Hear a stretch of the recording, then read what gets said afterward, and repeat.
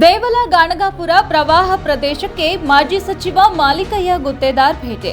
ಅಫಜಲಪುರ ತಾಲೂಕಿನ ದೇವಲ ಗಾಣಗಾಪುರದಲ್ಲಿ ಭೀಮಾ ನದಿಯ ಪ್ರವಾಹದಿಂದ ಹಾನಿಗೊಳಗಾದ ಪ್ರದೇಶಗಳಿಗೆ ಕರ್ನಾಟಕದ ಮಾಜಿ ಸಚಿವ ಹಾಗೂ ಅಫಜಲಪುರ ಮಾಜಿ ಶಾಸಕ ಮಾಲಿಕಯ್ಯ ಗುತ್ತೇದಾರ್ ಇಂದು ಭೇಟಿ ನೀಡಿ ಪರಿಸ್ಥಿತಿ ಪರಿಶೀಲಿಸಿದರು.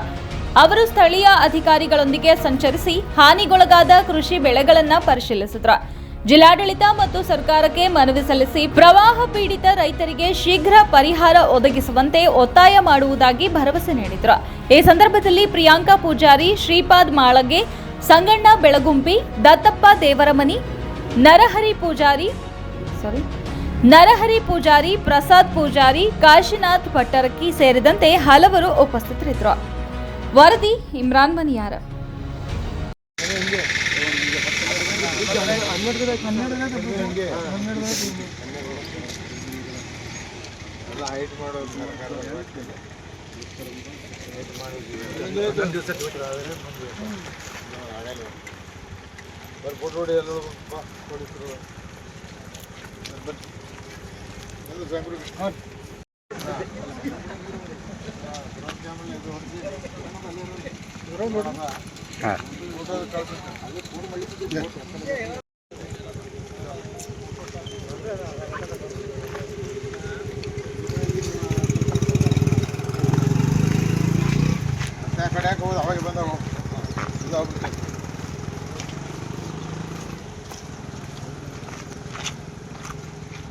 ಇದ್ರಾಗ ಇದಕ್ಕೆ ನೀರು ಬಂದ ತೆಳಗಿನ ಧರ್ಮಶಾಲ